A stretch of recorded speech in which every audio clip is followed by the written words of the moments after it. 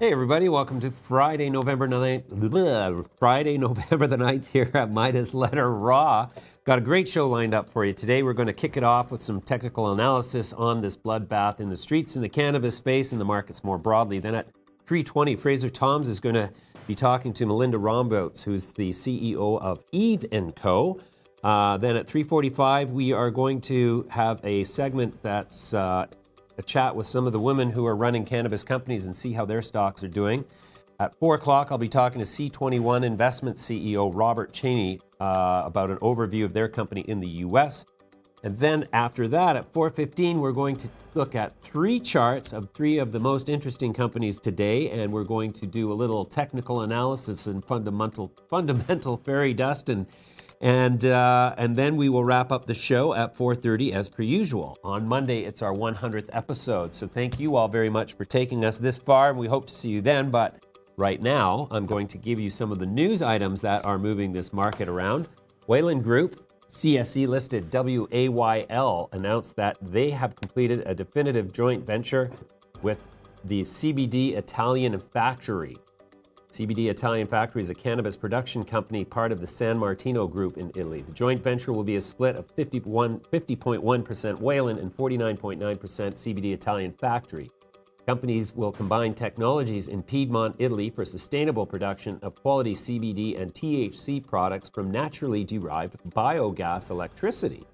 This Italian joint venture supports Wayland's global expansion, adding to production operations in Dresden and Saxony in Germany, plus Regensdorf, Switzerland.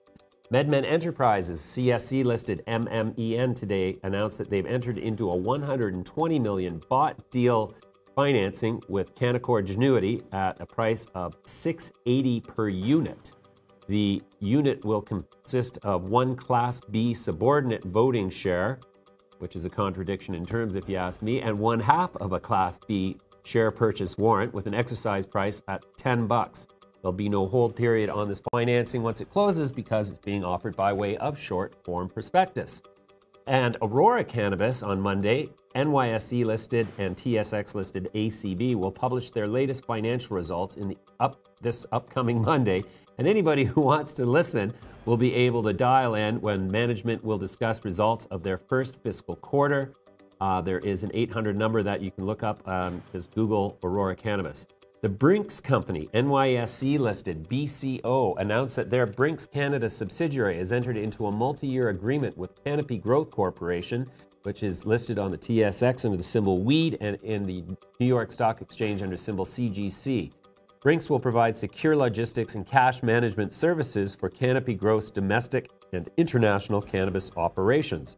Brinks and Canopy will also develop a cross-selling program that enables Brinks to provide services to Canopy's affiliated growers and retail customers. Great, people are going to start knocking off armored cars just to get the weed. G-Tech Holdings Limited, TSX Venture-listed G-Tech, announced that their wholly owned subsidiary, Alberta Craft Cannabis, received its updated Health Canada regulations license, authorizing the company to start selling cannabis immediately. New Strike Brands Limited, TSX Venture listed, symbol HIP, announced their third quarter 2018 results yesterday at 5. Highlights included the company recognized first ever cannabis sales in the adult use wholesale market in excess of $3.4 million. They've achieved supply agreements in Alberta, BC, Nova Scotia, Saskatchewan, and Ontario. And the company closed their investment agreement with Inner Spirit Holdings Limited. Believe Inc., CSE-listed BE, announced that they've entered into a strategic agreement with the Rollins Group to open and operate cannabis retail stores across Canada. Rollins will apply for cannabis retail licenses across the country to open and operate cannabis retail stores. Rollins plans to open its first 9 locations in Ontario with an additional 31 locations planned, and will sell up to 1,000 kilograms of dried cannabis for Believe at each location annually. Hey. Going on, isn't there? Always something going on, Ed. You notice that I changed since I did that little bit? That's pretty fast, What'd you change? I changed my hair color. Can you change the spots on a leopard? Some guy asked me the other day in an interview, he said, "Do you color your hair?" I said, are you kidding? Look at the color of my hair. Why would I want to color this? Like, really, the nerve of some people. You know, I got gray hairs down here. I got gray hairs down here. Ed, we're going to have fun today. Did you hear all that I said about what we're going to do on the show in the opening there? Yes, that's what we're going to do on the show. Gray hair down there. What about? There used to be a dragster funny car. Yeah. And you know what it was called? Color Me Gone. Color Me Gone. Color Me Gone. Huh. Hilarious. What do you think of the new ensemble? I love the jacket. Eh? Shirt. Eh? This is not cannabis, but we are in the plant business after all. Botany. Botany. Botany lately? Botany? Botany? Bought a whole bag right here. Anyways. So let's see where the action is, okay? Let's see where the action is. What we're going to do, Ed? We're going to look at some of the action. Never mind what you've got in mind. We're going to go look at some of the action. Hope you're okay with that, Ed. Don't try to stop me. Here it goes. You know, survey says, okay, here we are. Look at this. Talk about blood in the streets. This would be a good day for the blood in the streets. Yeah. Unless you're short. Unless you're short. In which case it would be like doves flying off into the heavens. Oh, I'm so happy now. I'm full. Shots of tequila. Are we having a problem with the NDI in there? Control room, you're out of control. Here we go. There we go, survey says. Oh, look at that. Wow. There's a little blood. Red. Yesterday it was up too, and it was down. Like, that was a weird one. It's up again. No, it's not up again today. I don't know. Yesterday's was, totally. Yeah, rejigging going on. Well, we did make our adjustments, our quarterly adjustments to the cannabis indexes, albeit a month late. But actually... Nothing up on that page. Not one. Yeah, no, actually, they didn't make any adjustments to this page yet, so I'm going to have to give them a shout. A little bit unresponsive, the old quote media Twist people, and shout. They got automatic. Anyways, so look at that. But here's the thing I want to look at, Ed. Look at these volumes down here. Yeah. Oh, okay, the mouse thing doesn't work on the stupid bullshit scan converter, another NDI product. Yeah. But anyways, let's see if I look at the mouse on the screen. See this volume here? Like, this is what is significant to me. This is like, so let's say July. This is starting in when Canopy listed on the NYSE. Look at the volumes basically increased by a factor on average of what? At least 2, call it sometimes 3. 3 to half to 1 maybe. Mind you, but back in January 2018, so back here is where they took down the first 10% tranche, right?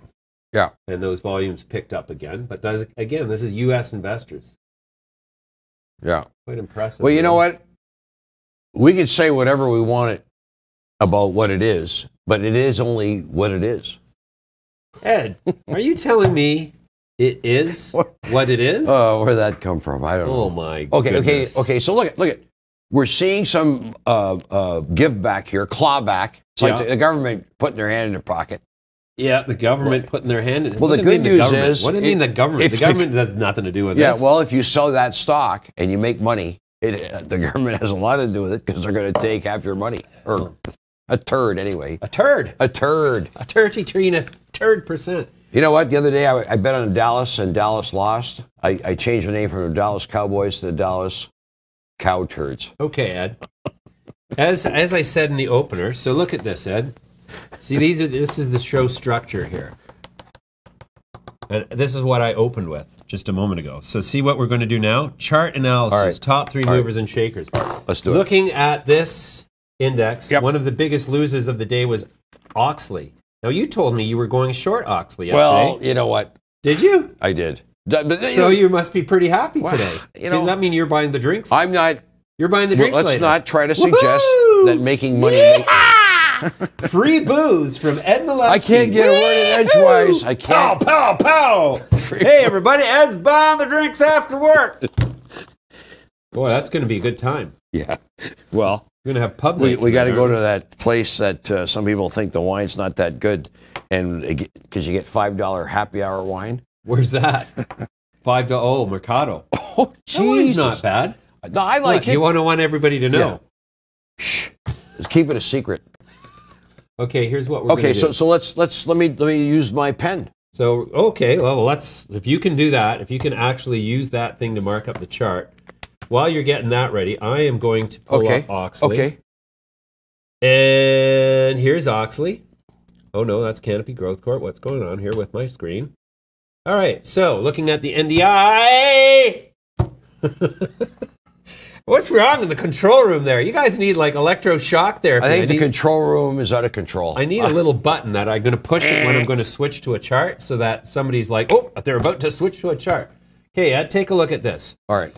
It was conveyed to me yesterday that people are really impressed when you actually can mark up the screen and not stand up there and gesture vaguely. Okay. So keep going. Get your chart up. Okay, get my chart up. I'm going to talk about this while you're getting your chart up. No, Ed is the technical guy. I'm the fundamental guy. So I'm going to look at this chart and I'm going to talk about fundamentals. Like you're sort of like as you are in fundamental. Fundamental. Fun. Fundamental. Fun for sure. Fun for mental.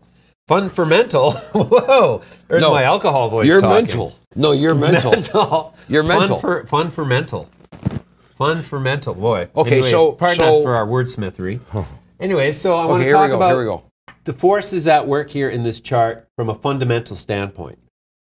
Here's the thing about Auxly. Auxly used to be called Cannabis Wheaton. What exchange? Give me the symbol. XLY, Edward. Now, and what exchange though? That's this thing started life as XLY hyphen pretty baffed out shell. It was a investment issuer. Is it right? This was an investment issuer to start, John? Yes. So this was an investment issuer, and it probably had one of the most, what at the time was broadly understood to be one of the most egregious series of financings and events happen prior to it actually having a deal. I mean, we're talking, what was it, 150 million shares issued at 7.5 cents or something? It was crazy. You know what? Maybe bigger. I don't know. You can go back in the finance or in the documents on Cedar and look at this. But this was before that they recruited Chuck Raffici and it became Cannabis Wheaton. And I don't know to what level of awareness Chuck had about these early egregious financings. That's really neither here nor there. It doesn't matter because the company was essentially legitimized by a $100 million bought deal by BMO, which sort of is, the equivalent of a Band-Aid the size of Manhattan, covering up what would otherwise be a host of sins that if this was a mining company, everybody would be, I don't want to say it, doing other things. Let's just say they'd be doing other things now. So that's on a fundamental basis one of the reasons why poor old Auxly, despite its non-stop and very aggressive deal-making pace, has not been able to break out of a range. It's because this thing is the private punching bag of a few large funds, and a lot of the people involved don't realize that as long as they stick with this thing, they're going to remain victims. Can we put my chart on the screen, please? Now, Ed, that's what I think is happening fundamentally to Auxly. You'll see that in these. We'll go to the 1 year. Let's go to the 3-year range here. I got the 3-year. You'll see that. Okay. You see that kind of elasticity within a narrow range. That's a sign of something fundamentally wrong with the company. Now, Ed's going to take this now. Here we go. Cut to Ed. Okay, so look. Technically. This is the big picture. We've had a monster move out of the gate. Okay. So right away, all Ed, kinds talk to your camera over there.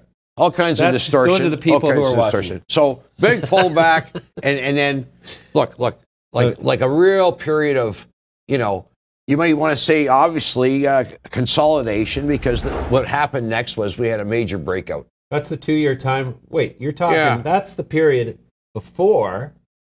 Isn't that isn't that when they actually merged with, at the beginning of 2018. Okay, so I don't really recall this period here, so let's just put an X right there. Forget about that. and then they moved it. So this thing went from virtually nothing to I don't remember that. So we're just look at this. Look at almost straight up, right? Yeah. And major volume. So what was the cause of that from a technical perspective? You know what? I don't know I don't care. Oh, here we go. I don't care. All I care about is that's what's happened. So wait a sec. You don't know, so you don't care. No, I don't like a technical analyst to me. I don't really want to know. I don't care. I don't want to know. Boy, Ed, if I was to be suggesting we argue or we debate the merits of technical analysis versus fundamental analysis, I don't think that you'd represent the technical side very well. You know what? You're entitled to your views. I like the way you don't even get offended by that. You know what? Duh, life's too short. Well, as you say, nobody really knows anything. It's even crazier than that. At the end of the day, you know, we're attempting, we're using speech, voice, like we figured this out. We can communicate by talking, but talking can never really approximate the absolute truth of what, you know, entities of the universe are trying to communicate. Gotcha. What? Whoa! I'm just saying. Okay. In the comments section, if you're watching, please give us your comments about what Edward just said. Oh, I wanted to add to this, besides what I said was going to go on later in the show. Getting slapped today. We're actually also going to be taking your questions at 4:20 in the chat. Yeah, we're taking on Facebook and taking YouTube. questions. So you know what? It's come to our attention that we don't answer enough questions. Maybe because we think we give out too many answers. Maybe we cause more questions than we answer. Anyway, look, very volatile stock. Look, the fundamentals. Yeah, but not within a range. Yeah, but the fundamentals are, as time goes on, the fundamentals will have to meet the valuation. Okay? And so like, you know, and it's worked out. I mean, there's been people making a lot of money. The point is, as time goes on, the valuation has to meet the fundamentals of the company. That's what I'm saying. And look, here we are. For a while. And amazing. Anyway. Amazing. Anyways, Ed, you were saying that we didn't answer enough questions in the chat. So somebody's got a question here. Okay. James Albert, Paperback Writer wants to know, what's Ed been smoking? Well, I think you took it upon us. There's the booty. There it is, right there. Look at this. There's your answer. Let's take another question. All right. Let's get something that's going to help the. Here's a valid question and relevant question. Temple Consulting wants to know, what kind of tie would work with this jacket? Okay, I think the untie works. Untie. Bow tie from the Analyst Center over here. Bow tie. Bow tie. That's a good. Not Botox. I like it. What about a white tie? Just a plain white tie. Or plain black tie. Actually, you know what would work would be a nice tie this color, the green that's predominant in this. It'd be so super. It would look just fabulous. I'd have to get a pair of shoes to wear with it, though, because these just won't cut it. What other words end in tie? Like Thai food. Thai food. Pigsty. What kind of Thai? Thai food. That doesn't end in tie. That begins with tie. Yeah. Pigsty. Not a pig's tie, but a pigsty. Get it? Pigsty. Pigsty. Pigsty. You got a sty in your eye, and it's not a pigsty. Mind you, your house, that's another story. Okay, let's take a look at... So look, at the end of the day, it's about valuation, I think. Ooh, Carl Bowden here makes a pretty persnickety remark. He says, to talk fundamentals, you don't examine a chart. So I ask you, Carl, not in an aggressive or offensive manner, but under the guise of a respectful dialogue, I ask you, if you don't look at a chart to talk about what happened fundamentally, what do you look at? No answer. See? He's got no answer. Where's your answer? No answer. That's it. Anyway, so well, I look at the chart so that you can see what happened to the stock price over time. It's not a technical analysis, but it certainly explains in real time what happened in the past. Fundamentally, if you're going to talk about the fundamentals that affected those moves in the chart. That's my point. I'm sticking to that. You got a problem? You feel free to criticize me here. Bobby Mullins has a question. Bobby Mullins. I know. Bobby says... Bobby Mullins. He was walking around with a thing of that spray last night, I heard. Did you do that too?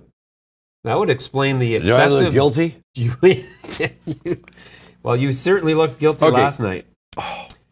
The Bobby Mullen says, what's the difference between Ed and a bucket of water? What's the You answer? can drink from a bucket of water.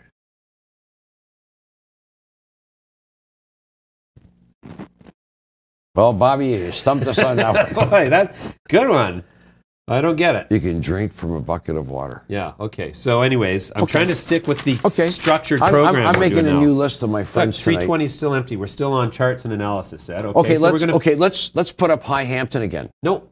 Okay. Nope, I got one I want to look at, and the reason I want to look at it is because I own it. Crown. Nope. Come on. Crown's moving. We'll look at Crown after. I think you jigged it. Nope. You jigged it. No. Guess again. You get in, it starts to move. Nope. Show the viewers. No.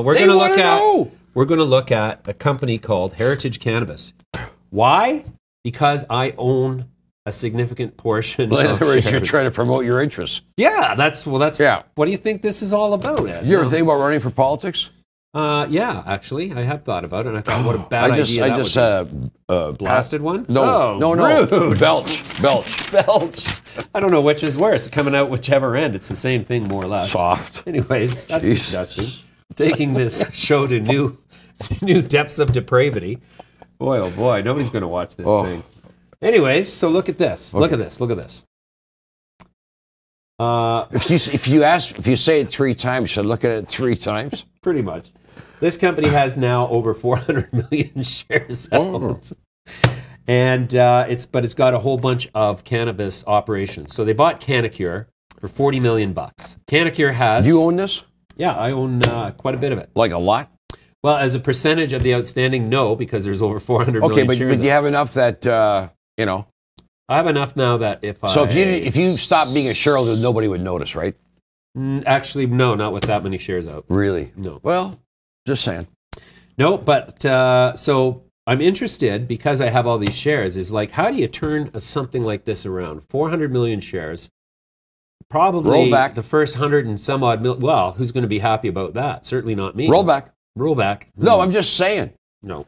Okay, so I think that the solution is... What's the solution? Is to demonstrate the value of the assets within the structure to justify a share price that is higher don't get too technical than it is here, now. Okay. No, I just said all they got to do is now use those assets they've acquired to generate sufficient revenue that is a multiple per share of what it is now. Yeah. 400 million shares. Anyways, so you think how much cash do they have? I'm going to demonstrate. How much cash do they have? They just closed $7.5 million with Cormark. Here's 7.5. Here's how honest. I'm going to prove my honesty to you beyond a shadow of a doubt right now. I recommend that nobody buy this thing because it's too baffed out and there's greener grass to cut, despite the fact that I own shares in it. I don't think this is a buy. Is it a sell? Well, if you own it, well, I did sell some. Full disclosure. I want to know. I am selling a bit here and there.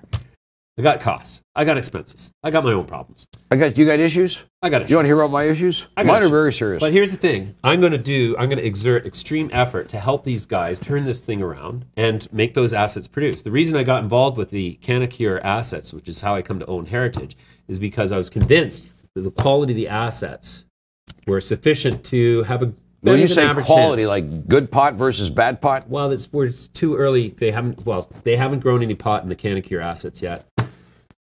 They've got a 122,000 square foot GMP pharma plant down in Fort Erie. Former GMP pharma plant. Would take $40 million to bring it back up to GMP pharma status. But my point being, it's in the free trade zone of Fort Erie.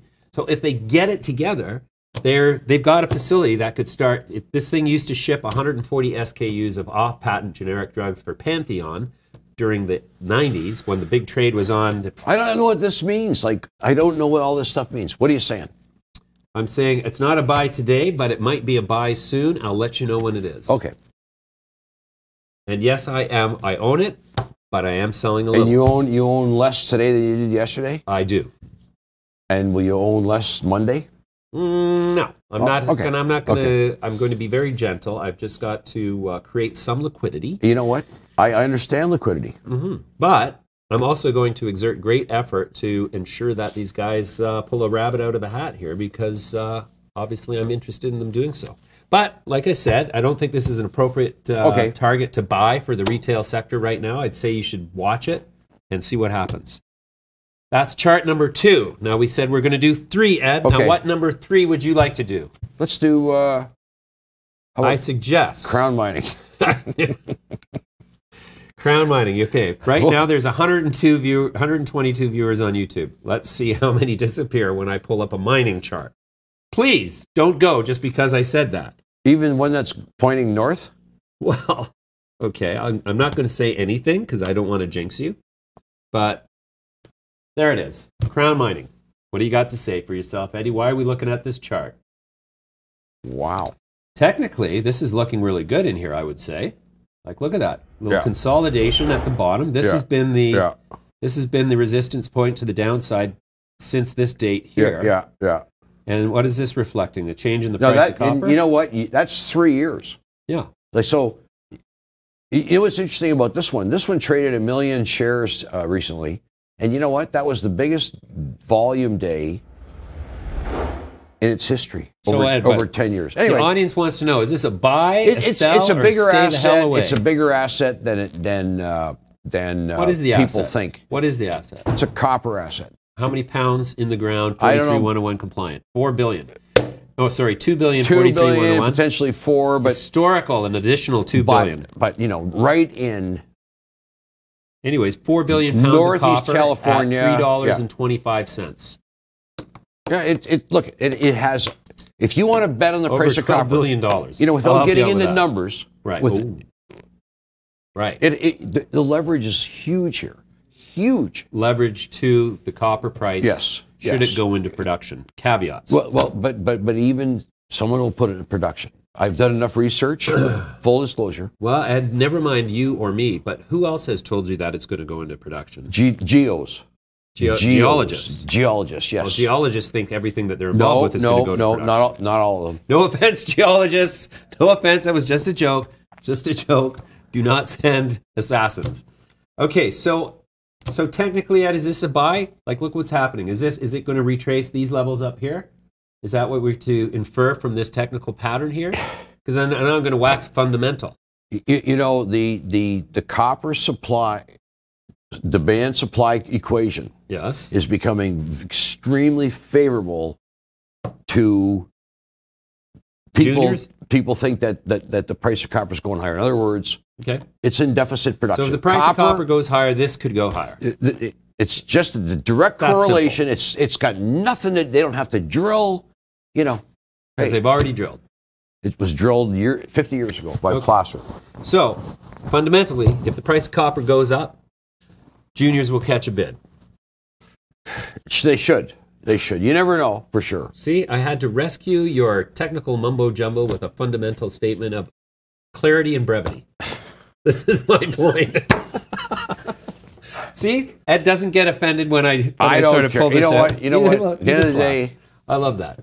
That's why we love each other. I'm looking for a nice cold beer after the show. I'll buy you a beer. Okay. Oh no, you're buying the beer today. I'm buying the beer. Ed's buying beer. I'm buying a beer. Okay, now you know what? 3:20. We're gonna have. You know who's doing interviews now? Yeah. Fraser Toms, our producer, is doing interviews, and he talked to. I love it. He talked to Melinda Rombouts, who's the CEO of Evenco, and here's what they said. Perfect. Hey, welcome to Midas Letter Live. I'm joined with Melinda Rombouts, the CEO of Evenco Incorporated. How are you? Good, and you? I'm good. Yeah, so we've had you in here before. Yes. And I just wanted to start off by asking you a few questions about just basic stuff, like how you got in the industry in general. Sure. So I've actually had this facility, this greenhouse, for I think almost 20 years now. So I was in the flower industry. It was changing. The big box stores are all getting involved in that industry, and the industry is changing really quickly. That you're not really seeing, you know, it's a difference of demographics. Young people aren't really getting into gardening, so it was a decision to move into this. This came up, and we decided half-heartedly, really, to apply for it. And once we started looking into it more is when we really became a big believer in the plant itself. I really didn't know very much about it before, but really love growing, working in the greenhouse. And so that's kind of how we moved to this industry. Yeah, well, I guess it's still flower, right? You're still growing flowers. They're all female flowers now. Oh, yeah, that's actually, true. Yeah. Well, speaking of females, your company's focused on marketing to women. How would you characterize women consuming cannabis as being different from how men might consume cannabis? Well, I don't think it's really about the difference in consumption. I think that there's, there's a lot of benefits out there, but what we're seeing was that, there's a lot of brands out there that are really coming from male-dominated companies that we really wanted to be able to address really authentically as female leaders. Our company, one of the first female CEOs and most of our department heads are female just by chance. And I think that we really have an authentic attitude towards addressing women's concerns and thinking in those terms of, what do women want from cannabis? What do they, what do they want to address in their lifestyle and wellness? Okay, so what kind of products do they want? What do you sell? So I think the dried flower is very universal, and really what's going to be really exciting is when Health Canada kind of opens up to allow more things like the edibles that we expect next year. So, there's a lot of exciting, as you know, this industry moves so quickly. There's so many changes. I mean, there's probably not another industry that is this exciting. But there's all these brands coming out from, of course, wines. There's been a lot of new articles about infused wines, cosmetics, beauty lotions. There's also sensual products. There's everything coming out, right? Yeah. So there's also specifically for dealing with female issues, either sanitary issues or dealing with PMS, those kind of things. So there's a lot of work going on, and we're seeing that in the gray market and down in the States, that there's a lot of exciting things coming up. And then, as female-led, we were like, wow, we really love the work that's coming in. We want to be involved in that.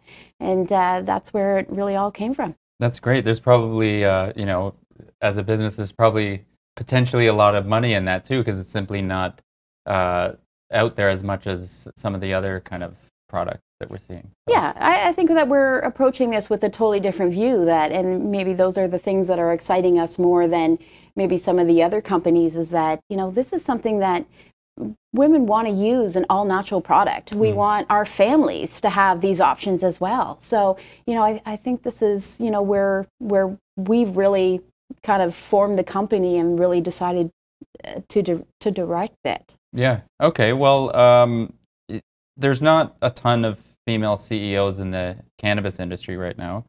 Do you have any thoughts on why that is and how that might change? And I want to include senior leadership roles as well, because it's not always just about the CEO, even though you're a CEO. Yeah. Not really sure why. Like, we have seen a lot of people come from the financial industry, which is really male-dominated, entering the cannabis industry just because of the opportunities there. And also the pharmaceutical industry has also been, very heavy in male leadership.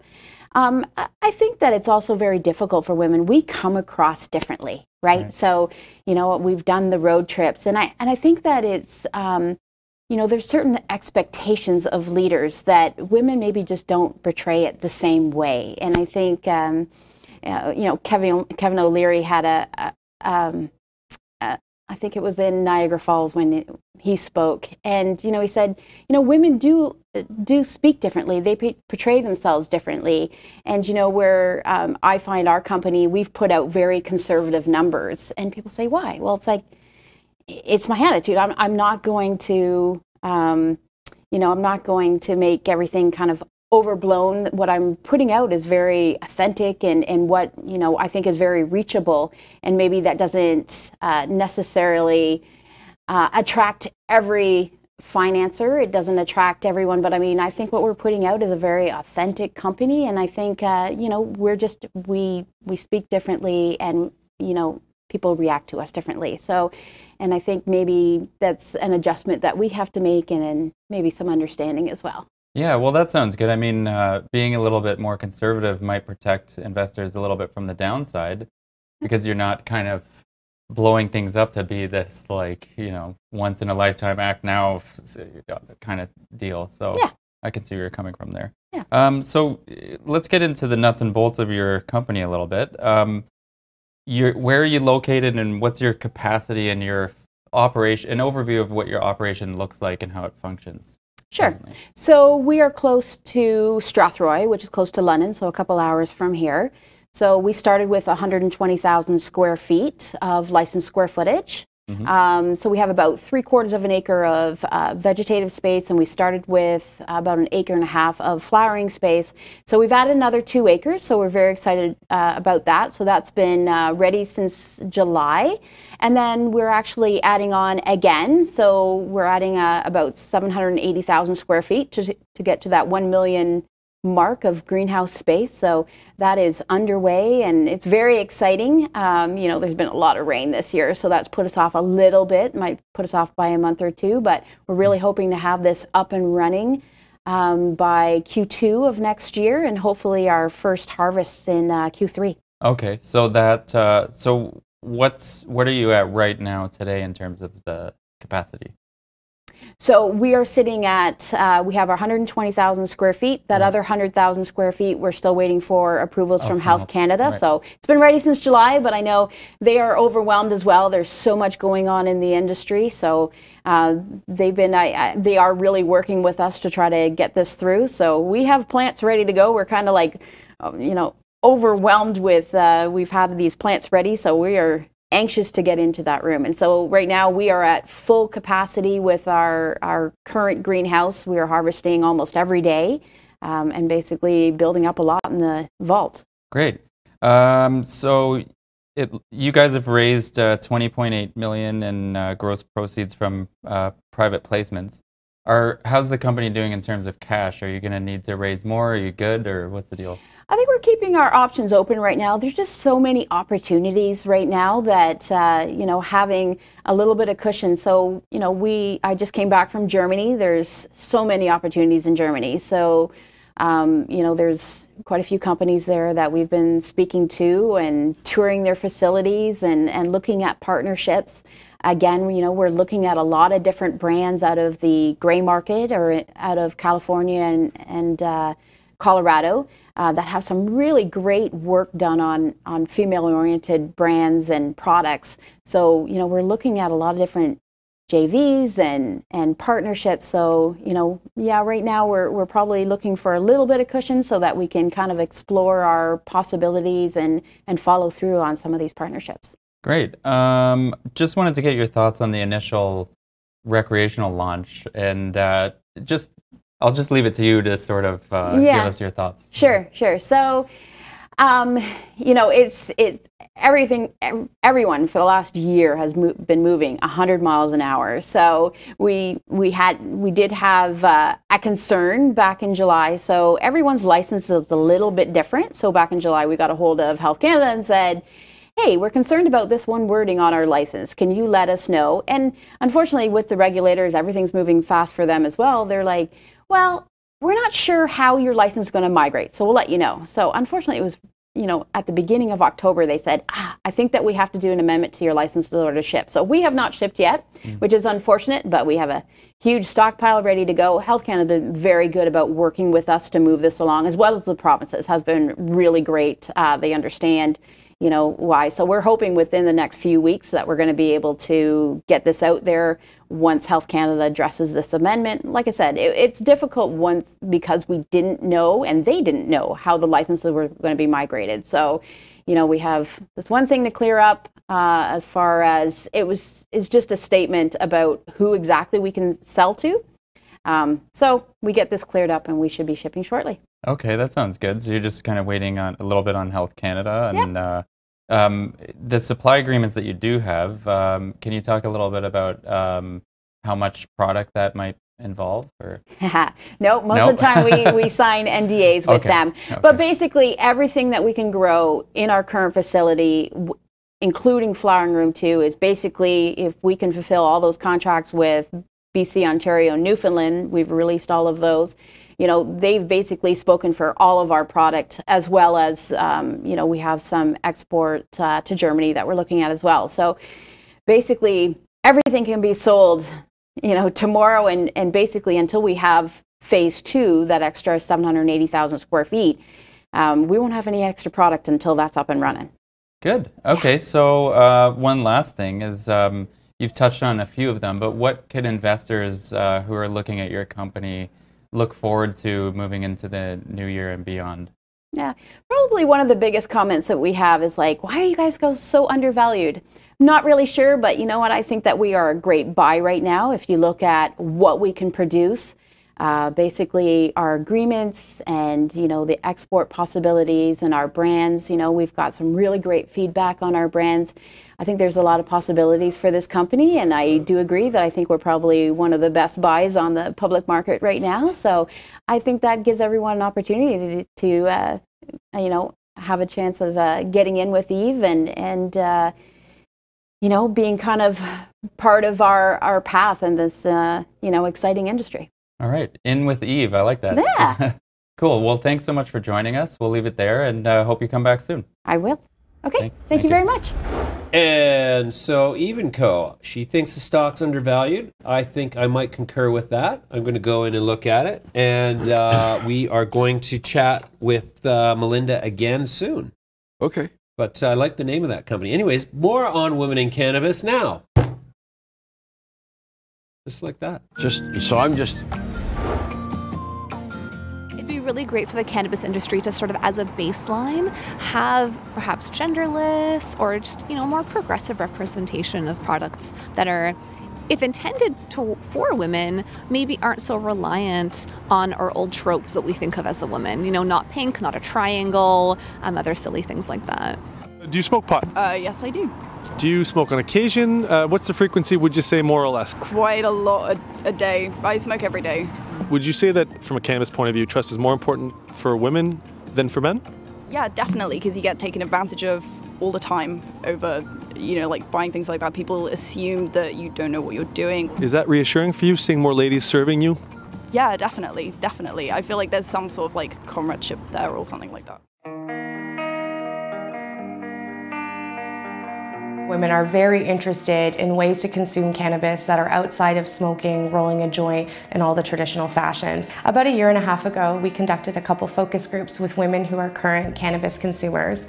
And what they told us is actually, although they consume fairly frequently, they actually were not the ones purchasing the cannabis. And so even though a lot of them had been consuming for 10 plus years, they've never really done any of the purchasing. In 2012, 16% of men reported smoking cannabis at least once, compared to 8% of women. By 2017, men increased to 20%, while women nearly doubled to 15%. A lot of women are interested in cannabis coming through the gateway of wellness. For most women in the boomer stage, they are looking for relaxation, for focus. Maybe they're doing yoga, maybe they want to entertain and they want to figure out how they're going to be an elevated hostess, or if they have ailments, how they can talk to their doctor in a less stigmatized environment and talk about cannabis as a treatment for their health care. You may, instead of having a cocktail party, have a smoke circle. There's all sorts of things to think about, and I think it will become part of the mainstream and it will be much more accepted and kind of exciting and really fun. I've never been to a smoke circle. It sounds pretty interesting, as are the many opportunities for both men and women to enjoy cannabis together. So there's lots of different products that have been traditionally available and used for many, many years. And of course, now with legalization, you're going to see a plethora of companies filling the market. Lots of people use cannabis for anxiety in general, and that can help with sexual performance and with just relaxing and letting go. Some people find it helpful for more localized pain, so pain during intercourse, so using a lubricant for just making sure that that feels more pleasurable. Some people use it as more of a full body sensation, so they might use something like a cannabis lube that is designed to relax the whole body, because relaxation is one of the ways that we help to feel pleasure and builds the libido and the desire. And other people will use it for more general pain, so whether that be migraines, or whether that's menstrual cramps, or for things like endometriosis and fibromyalgia. So it helps in lots of different ways depending on what's going on for women. And of course, some people use it just for pleasure and for enhancing sensations. For Midas Letter Live, I'm JB Lauzon. Oh! So, what do Wow. you think, Ed? Welcome back. Thanks for coming back. You know what? Yeah? I aim to please. You aims to please? I want to look at some of our other favorites. Okay. Market's closing in 14 minutes, just so you know. Appreciate The week is over in 14 minutes, put it that way. Does that excite you? Where are you going with that telephone, mister? Anyways. Okay. Few questions from the blogosphere here. 42047 wants to know. Wants predictions about Aurora Cannabis's 2019 Q1. So they're announcing that on Wednesday. Or Wednesday? I thought it was Monday. I think it's Monday. You know what? Monday. I got to say for myself, 42047, I have not personally conducted any sort of analysis. Can I tell the viewer what I heard? What you heard? Not what I heard. What I read about. What you read? When GMP downgraded all the results.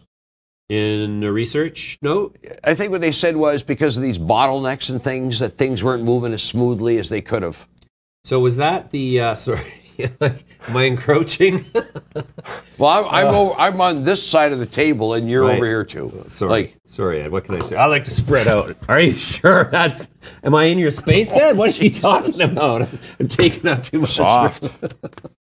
Anyway, so are you referring to the research note that was referred to in Ben Smith's piece that he published on our site? No. This was in the Globe. When? Wednesday, I think. Wednesday or Wednesday, saying how a lot of numbers are coming out next week, and they thought, hey, let's not get too excited just now. Hey, you know what we can always do is we can go to Reddit to find their research, because somebody who gets their research as a client always publishes it there. And I know Martin Landry gets a little bit huffy when he sees people linking to his research online, but hey, this is the modern age, and you cannot do anything to prevent the flow of information outward anymore unless you encrypt, protect, put it on a blockchain. I mean, it just ain't happening, Martin. So let's go. Let's see, GMP research. And what do we come up with? GMP Securities initiates research on True Leave. Okay, look at this. Huh? Look at that.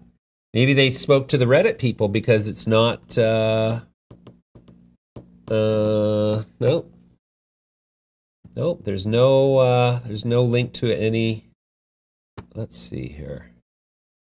Nope, no link there.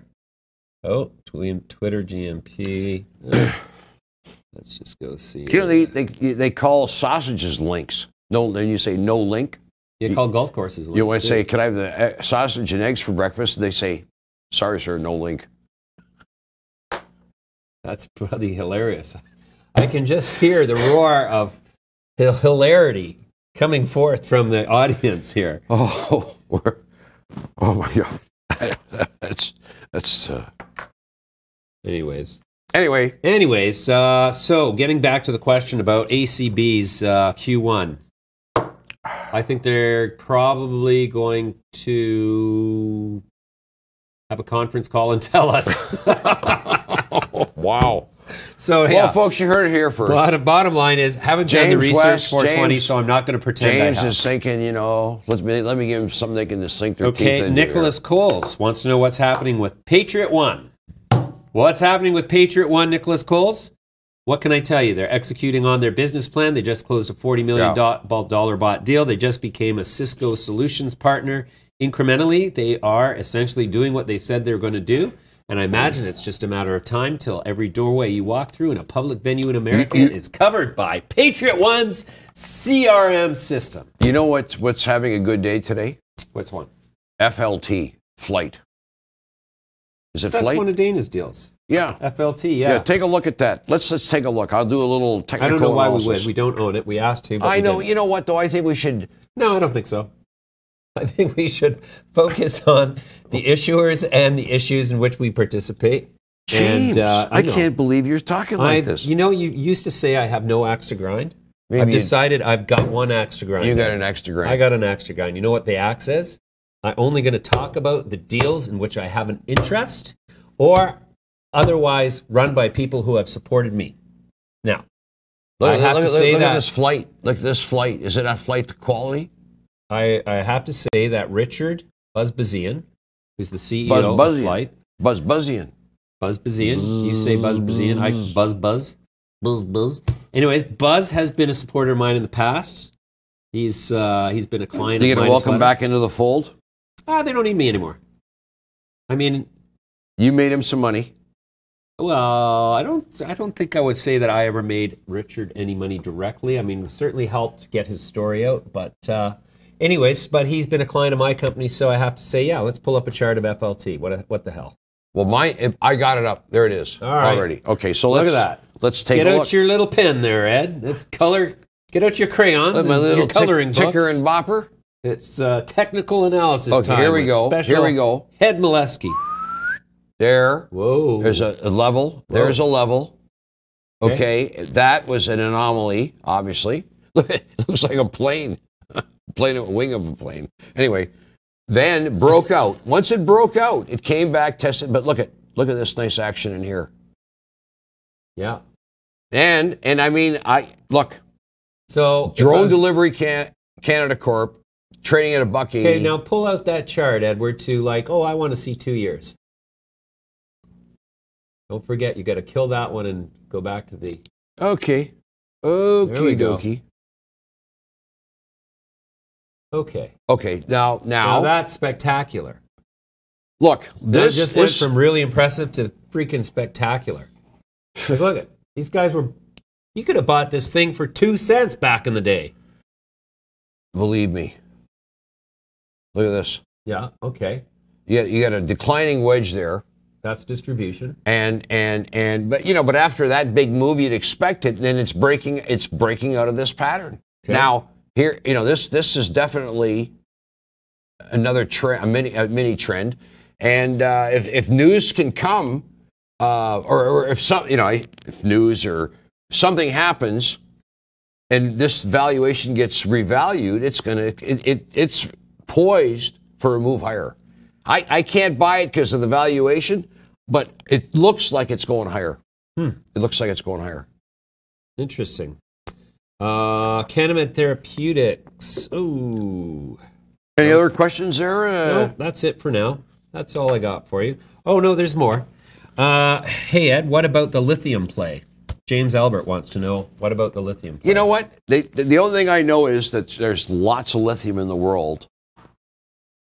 Everywhere. That's the theme that keeps coming back. Lots of lithium in the world. Therefore, I don't know enough about it except to know that there's lithium everywhere. Lightest element that can carry a charge is lithium. Wow. Just Did you read a book to find that out? You know what? Or were you just born knowing that? Or were you having a communication with the one on high and he filled you in?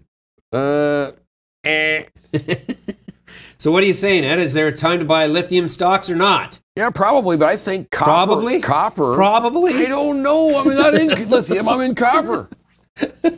So you're buying copper but not lithium. That's what you're telling me. Is there a lithium deal you're trying to align yourself with? You know what they used to call policemen in James Cagney? Remember when he was the old screen idol, James Cagney? You dirty copper. Eat lead, cover! Who could not remember that? Cuckoo, cuckoo. Cuckoo, cuckoo. Cuckoo, cuckoo. Anyways, I would Okay. like to make one fundamental comment about the lithium space. You know more about lithium. No, I don't say I know told more. I me- would say, like I said, Ed, you nobody told knows me, anything. You told me this morning you were going out and buying some lithium batteries. Yes. And so here's the thing. We use more lithium-ion batteries in this office, probably than most people do in their homes, due to the cameras all running on lithium-ion batteries. And here's the thing. Goldman Sachs came out and said that the predictions of lithium shortage were way overblown, and the estimates of lithium supply were way underestimated. And so they basically came out short on lithium with a short recommendation. Guess what happened? All the lithium stocks went down. Guess who was short lithium before they issued that report? You were. Goldman Sachs. So Goldman Sachs, I would like to point out, and I'd like to look right in the eye of the CEO of Goldman Sachs and say, you know, you don't fool me when you come out with your, for example, 2009. Oil going to $150. Guess where it went the next day? $150. Gold. Short gold. Where did it go the next day? Down. Is it Goldman Sachs or Goldman's sack?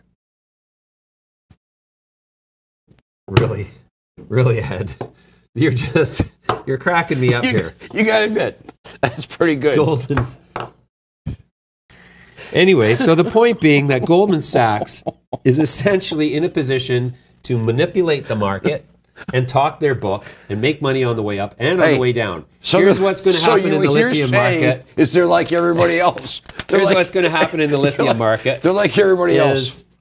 As soon as Goldman Sachs believes it's exhausted the short side of the play, they're going to come out long, and they're going to recommend a long position. Well, let's get ourselves in that position so we can do the same thing.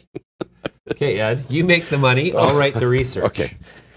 No, you know, that's the essence of market manipulation right there. That's the way the cookie crumbles, I think. It's like too big to get busted. That's like, you know, you come home from school and you say, hey, Mommy, I got beat up, and it's a tough world out there. Another question from the viewers here, Ed. Yes, sir. Anthony Alvarez says, hi, James. Now that the USA House of Representatives has gone to the Democrats, do you see the Farm Bill passing any sooner? Any sooner than what? You know, I was thinking about that last night. You were? I was thinking about it. I spent all night thinking about it. You know, no, I don't know about that. There's a few parties to go to, but no, I'd rather sit back and... Anthony, we did not... we don't really follow the Farm Bill. What's the main... Well, the gist of the Farm Bill is that it's going to create more of a market for cannabis because it's going to cause hemp to be legally... Okay. Yeah, so, probably. But the bottom line is, Anthony, is yes, that is a significant sector-wide catalyst if it comes to pass. As far as the timing and the Democrats, I don't try to look at or predict or understand or comprehend U.S. politics. I mean, if you ask me, it's a dog's breakfast, and it's not a democracy. It's not getting any clearer. It's not a democracy. It's essentially a bunch of special interests competing through nefarious means. So are you suggesting that people in politics, once they get in there, they're basically out to try and promote their own interests? Do you think there's an element of, say... I would say that my experience, young, bright-eyed politicians can come to the political sphere with a sincere spot in their heart that they really want to make the world a better place. Right. But I'm pretty sure that after they've been there for a while and they look around and see Senator so-and-so driving that brand new Escalade and Senator such-and-such driving that brand new Porsche, that they go, hey, wait a sec here. I can really make a score as a politician. And I think I will. Now, some politicians do you think are way they more say egregious things than others. like, maybe I've been looking at this whole political thing in the wrong way. Maybe there's a... I don't think they're quite that verbose in their head. I think they're more or less like, hey, wait a sec, what the fuck? I better get on the take here. What about Tony Clement? You heard about Tony? Tony Clement, the guy who's been emailing me pictures every other day of his appendages? Or not me, sorry, somebody emailing others. It was like sexting. Women he doesn't know. Well, that's one way to, attract attention, wave the flag. Maybe he's got something to be proud of. Anyway, I find that kind of behavior distasteful, Ed. Hard to believe, though. This is one of our top guys in the... Was formerly. Was. Tony Clement? Yeah. Tony gone bye-bye? Tony kind of done now. Tony changing careers. Tony kind of like... Tony says, you know what? I've had it with the politics. He's no longer credible as to what he's going to do, but if he recommends a good porno, he's probably right. Jesus. Anyways. I guess it that kind of gives behavior... a different meaning to the thing member. Now that's a good one. That is a good one. Member of the House.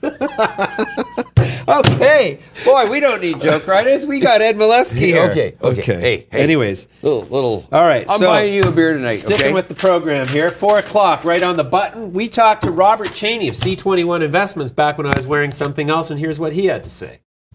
My guest this segment is Robert Cheney. He's the CEO of C21 Investments, trading on the CSE under the symbol CXXI. Robert, welcome to the show. Hi, thanks for having me on. Yeah, sure. Robert, let's start with an overview. What is the business model of C21 Investments? C21 is a consumer packaged goods company in the CBD and cannabis space. Our operations currently are primarily in the United States, in Nevada, where we're the #1 vertically integrated operator in the state. And we have a very large vertically integrated operation in Oregon with one of the strongest wholesale distribution networks of any state in the U.S. currently. Okay, interesting. I see you recently closed a bought deal financing for $45 million in convertible debentures. So are you primarily then just a passive investor, or are you operating these projects? Yeah, we're only an owner-operator, so we acquire existing profitable businesses with branded products, and then we use our financial and regulatory expertise to scale them up. So Swell, our processing unit in Oregon, we're expanding into Nevada in Q1. We've tripled the production capacity from 90,000 grams of oil a month to 300,000 grams of oil a month, which, if you do the math, is a lot of vape pens. It's a very profitable business. So we're targeting 100 million Canadian top line revenue for 2019, and that will spin off 30 to 35 million of EBITDA. Wow. Sounds like you got it all planned out there. How is the market in Oregon in terms of, like, we hear that in some cases Oregon and Washington are sort of suffering from an oversupply of product that is negatively impacting the prices that producers can realize from their products. Is that something that's a challenge for you there? Not really. We're a vertically integrated company, and we're branded. So we don't sell generic wholesale cannabis, and we don't sell generic vape. We do some white labeling for very prominent brands like WAYL and for large retailers. But we're focused on developing our own branded consumer products distribution. So we cultivate at a very low cost in Oregon. We process, we brand, and then we distribute. So our products are currently in over 350 to 400 dispensaries across Oregon. And on the retail level, the prices have not fallen at all, really. So if you're vertically integrated, you're capturing very, very healthy margins in Oregon. I always say if Warren Buffett were in the business, he'd be in Oregon. Oh, really? Interesting. Yes. You find entrepreneurs and brands. Our Phantom brand has existed in Oregon for 10 years. It's a healthy, organic, live soil, well-known cannabis brand. We sell a lot of apparel. In fact, worldwide, we get requests for Phantom T-shirts and hats from South Africa and Germany and all over the world. So this is a lifestyle brand, and that's how you make money in this business. You know, the stuff that goes into Red Bull is just 3 cents of sugar water.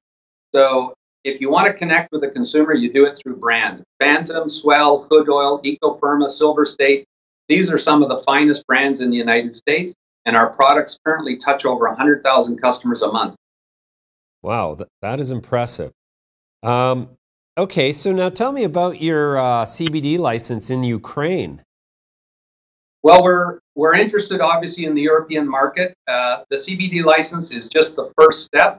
It allows us to import raw CBD, to process it into finished CBD products, and to export those across the European Union. CBD is currently not regulated as long as the THC content is minimal. We are in discussions with a major consumer packaged goods company in Europe that has thousands of points of sale. And the idea is to leverage our expertise in CBD, in branding, and THC, and then to feed into the distribution channels of this major partner. We expect in the near term, in either the Ukraine or Poland, to obtain hemp cultivation authority as well as cannabis cultivation authority. At that time, we'll commence large-scale cultivation and processing operations that will target export into the EU and globally. Okay, interesting. How many shares out on your company? There's 46 million shares approximately issued, and we have probably the tightest market cap of any substantial player in the sector. Yeah, that's very, very conservative. So on your $45 million convertible debenture, what were the terms of that?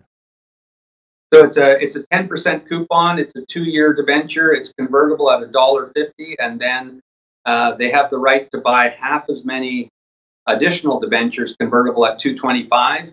We're going to use this funding to expand our operations in Nevada. So we're opening our second dispensary around the 20th of this month in Fernley, which is next to the Tesla Gigaplant. So if Elon Musk wants to buy his weed, he'll have to come to my dispensary. And we are going to expand our processing in Nevada, and we're initially doubling our cultivation rooms from 17 to 35.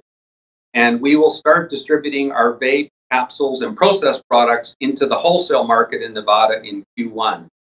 So we're building a substantial business in Nevada. We are currently the #1 dispensary every month in the state of Nevada. We serve 40,000 customers a month in Reno. And we're #1, we've been #1 pretty much consistently for 36 months. Wow, interesting. So then, are you planning to become a multi-state sort of actor in all of the states where you can sell cannabis?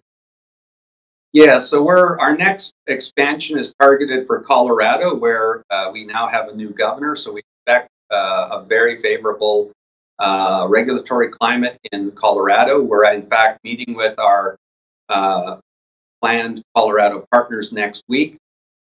We have expansion lined up for California, which we're expecting to announce in the next couple of months.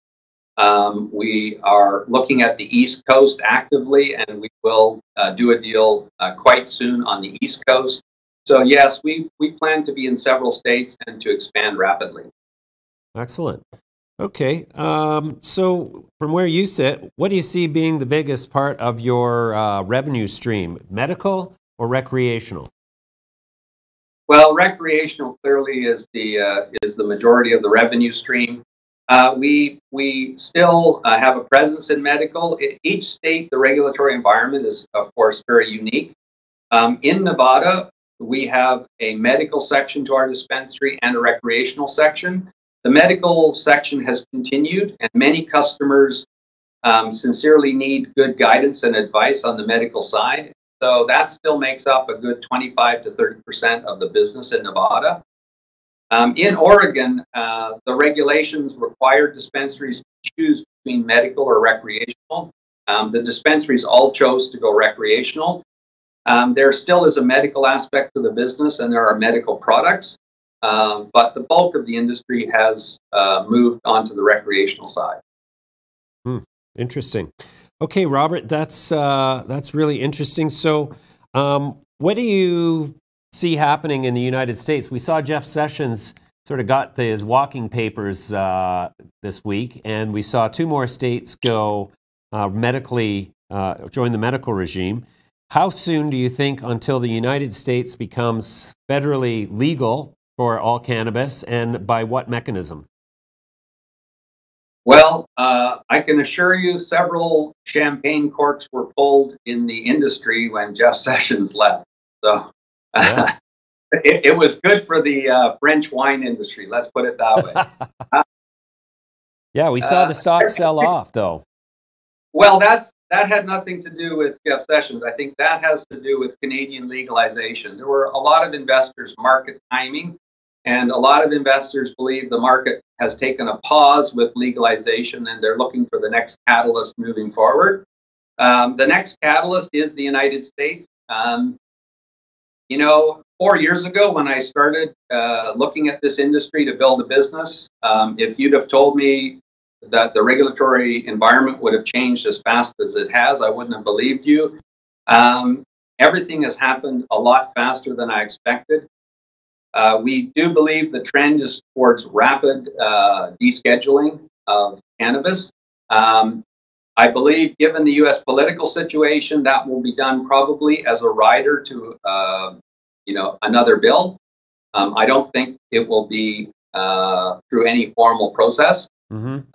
But we do think it's going to happen faster than everyone expects. The current attitude towards risk in the U.S. market has changed incredibly just from 12 months ago. So investors who wouldn't even talk to C21 12 months ago now own our shares. Institutions who turned us away 12 months ago are now buying shares. So the appetite for the U.S.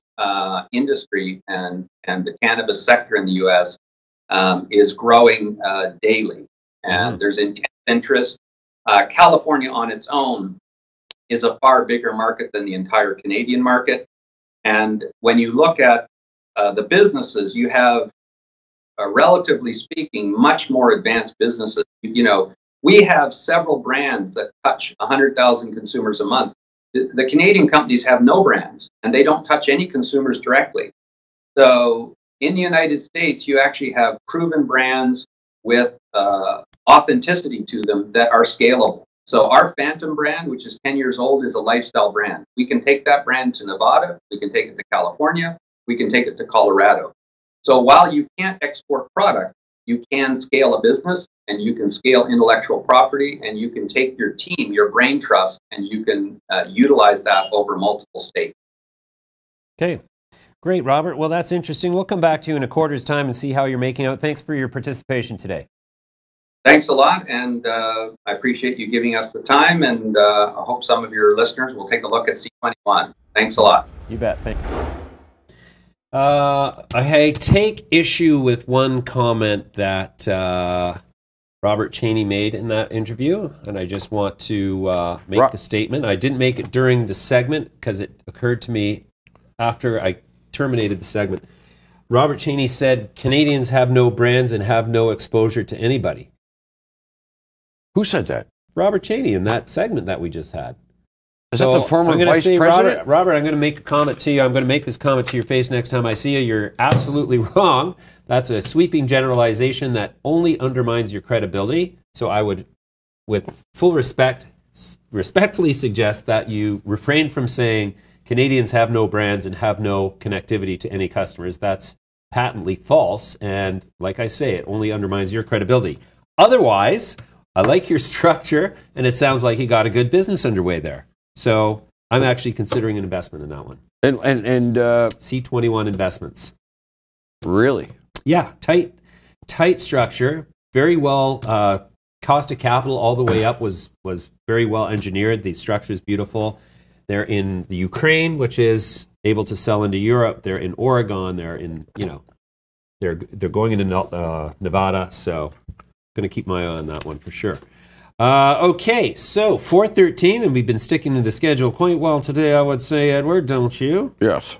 So at this point, we're supposed to be talking about the market again. Oh, I wanted to say, wait, before we go there. Maybe we should talk about the big market, the S&P and the bond market briefly. Boring. No, but it affects everything. No, I know. I'm just kidding. I wanted to make a comment, though. I just wanted to remind everybody that if you see any of these clips with these interviews and everything, then you don't want to fish through the whole 1.5-hour broadcast that we do every day. You just go over to YouTube/Midas Letter Clips, and you will find the clips there where you can just watch the ones you want. Midas Letter Clips. Don't forget it. Anyways, so yeah, let's talk about the S&P. Why don't you pull up a chart on your fancy little chart analyst tool there, Eddie? Come on. What's taking you? Oh, you didn't expect me to agree with you. I guess that's true. Okay, here we go. Standard & Poor's. Here we go. This is, yeah, you know what? I can spend a little bit of time on this. I'm going to put up a 3-month chart. And there it is. Here, 3-month chart, okay? So here we go. Here's the pen. Yeah. The pen's coming out. Yeah, oh, here we go. The pen's out. Whoa! Okay, pen's out, pen's out. So here we have, a little double top after a major up move. And then, like 10 years worth. And yeah. Almost. Yeah, exactly. And there was some, some really newsworthy, not noseworthy. Noseworthy. Oh, what are you talking about there? Look at the schnoz on that guy. Anyway. Never mind. What's he putting up there? Look at this. And so now the trend started to the downside, and it was vicious. That was worst decline, worst month. But we've had that. So what was the percentage drop there? So let's see, from 29.40 down to 26.30. So call it 15%. 4 points on 30. 12%. So, 1 and a third, it's 13%. 13%. So the recovery's been on. Recovery's been on, but today. Look how choppy it was up and that's a straight line right in here. A little bit choppy and a big move. Now look at over here. We got a little bit of that same move over here. And so it looks like I'm going to clear this up here, but I'm going to go back to that chart because I was getting it all. So we could have there's a bit of a shoulder here. Maybe the beginning of another shoulder. And there's your head. Reverse head and shoulders. Very short term only. I think this is the critical level right here. If that can hold, this number here, over here, we start to move, we may test these highs. But we get back to those highs after that kind of a correction, you might want to take some money off the table. Okay. So we're seeing that the health of the broader markets impacts the health of the cannabis sector. And so I guess we can safely conclude that if the market's going down next week, the cannabis stocks are going to continue to drop. But if the S&P rebounds on Monday, we can expect the same from the cannabis stocks. Is that a fair assessment? In a very general statement, if the markets are getting sloppier, which they have been, then people start looking at things and they start paying a little more attention. Like, what's it really worth? Like, well, they're not making money yet. You know what? Maybe I'll wait till they start making money to get back in. So, yeah, there's a definite tendency to generate cash and sit on the sidelines a bit and wait for a better trend to become entrenched. Rate for greener pastures, bluer skies. Anyway, okay, so we got. I think. Yeah. No. We're going to continue to take some of our questions from our viewers. Mr. Lou, 1990, longtime viewer. I think I remember him from the very beginning. I know this gentleman. He lives in London, Ontario. Oh, really? Yes, sir. Oh, well, hello, Mr. Lou, 1990. So 1990 wasn't the year he was born. I don't think so. I have to say. Oh, okay, because that would make him pretty young. Yeah. He wants to know, are new cannabis ventures reliable? New ones? Yeah. I think they can be, but with so many out there now, wouldn't you want to, I guess if you bet on a new one, you're betting that they can do some things that the existing players. But there's some good companies out there already doing some good things. So maybe I do my shopping from a shopping list of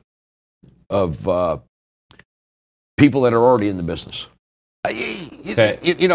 So you are saying that you don't have a lot of confidence in new ventures if you don't recognize. If the market names. was hotter, I would suggest it. But if market's hotter, it wouldn't matter.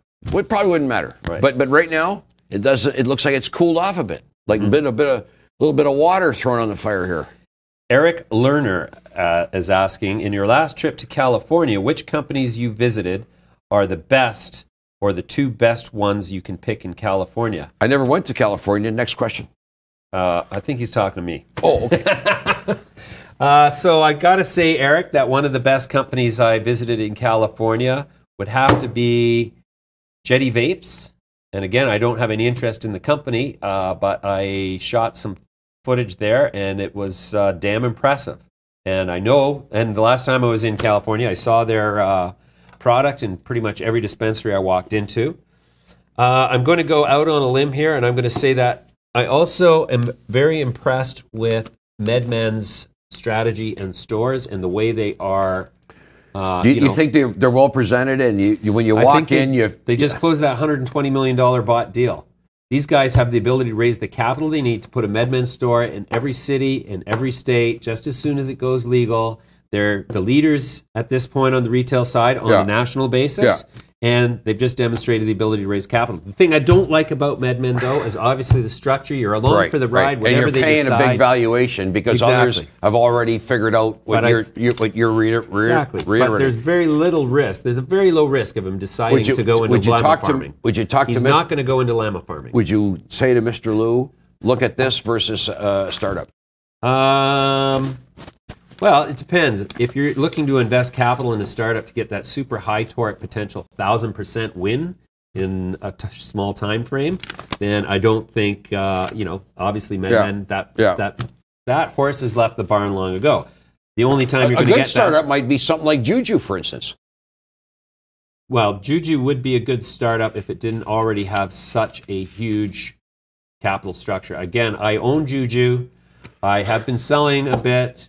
Do you own less today than you did I would yesterday? love to be able to say you should be buying the hell out of it, but I would stay away because I don't like the way it looks. Might be a good time to stay away until James is out. Well, no, just kidding.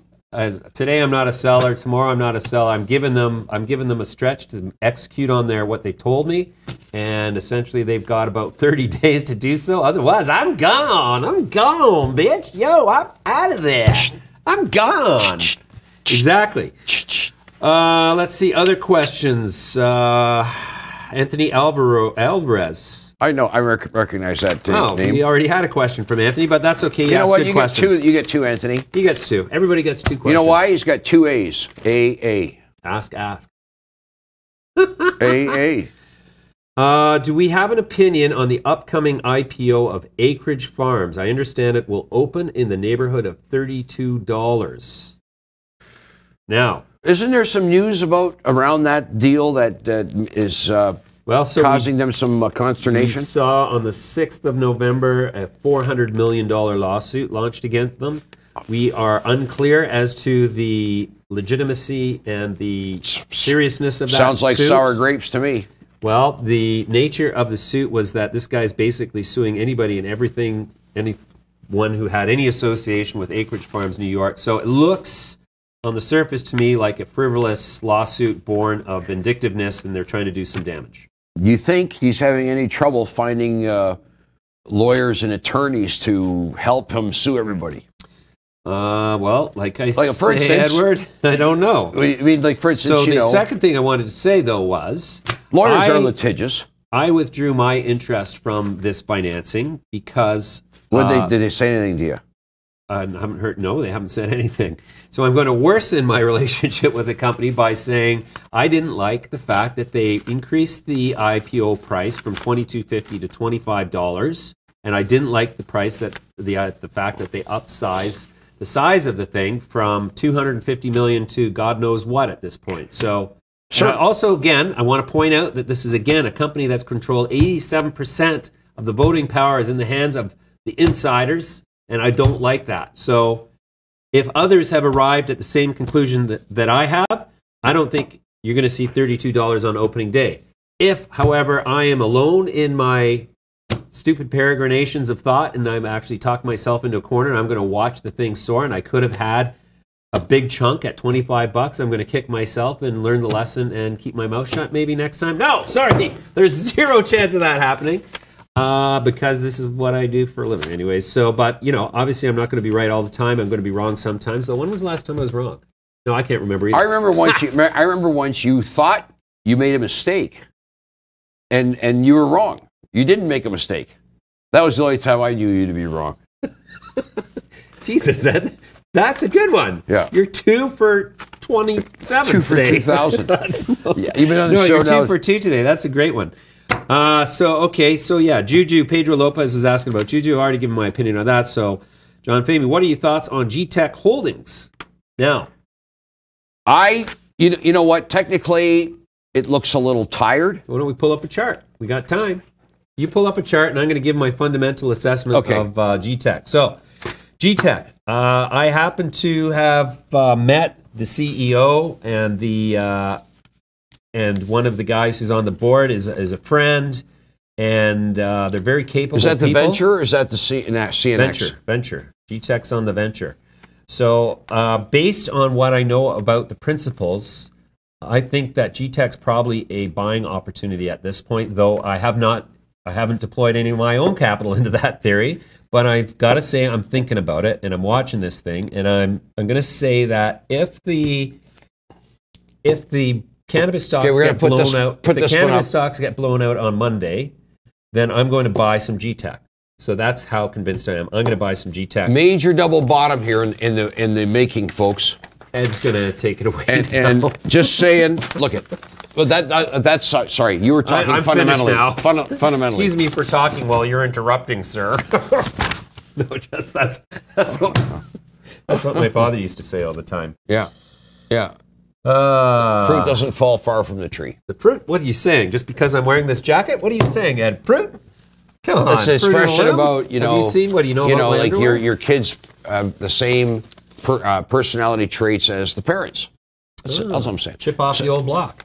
So look, big recovery here, but not acting really that. I guess when the issue was it $1.50 it came out? I think it was. I thought it was $1.15.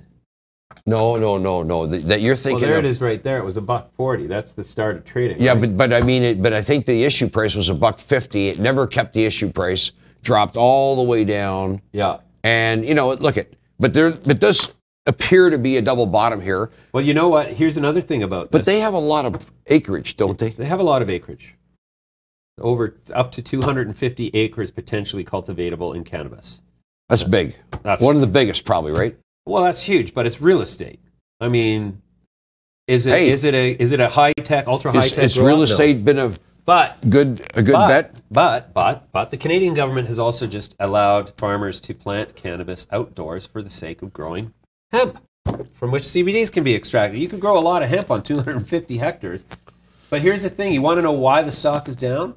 Because these guys they're kind of market guys. So a lot of the early stock was placed with market guys. And most market guys are not investors per se. Most market guys are market flippers. Guys. They're going to take the plunge, but as soon as your stock comes to trade, they're going to blow out the share and ride the war. Flippers. They're flippers. Remember the show about the dolphin flipper? Yeah, that's what I was thinking about. Now I want to hear you imitate that dolphin noise. See, yes, that was horrible.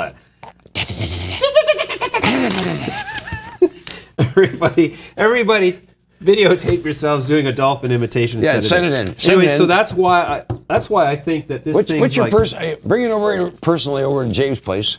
Bring over a dolphin. So that's why I think this is a buy. That's why I'm going to buy some if it blows out on Monday, and even if it solidifies and takes off, I might try to catch some and just to ride it. But I think GTech's got some real business guys in it, and so the stock play is now over. I agree. I agree. The stock play is over for the early entrants. Now it's about building the business, and certainly the news flow has demonstrated. And there's not that many shares, I don't think. Really, I think it's like. Geez, you got to bring up the details, don't you, Ed? Jesus. Anyway, so hey, let's ask the audience. How many shares? Hey, let's make it two-way here, folks. Yeah. Well, how many? Here's trivia question. Who? Trivia question. Free Midas Letter mug. Is that to the three? person who can tell me exactly how many shares outstanding on GTech. Exactly. Issued and outstanding, not fully diluted. Issued and outstanding. Woo, boy. Nobody can tell you that. There's an easy way to find out. Call the transfer agent. Call the CFO. Well, the CFO better know. If the CFO doesn't know, he's goddamn Is that Mike fired. Blady? No, I don't think he's the CFO. No, he's not. Plus, he can't be fired. He's too big a shareholder. Yeah. But anyway, so what else you guys want to talk about? GRWG. Never heard of that one. Let's go have a look at that, Ed. Throw that in your pipe and smoke it. What's the ticker?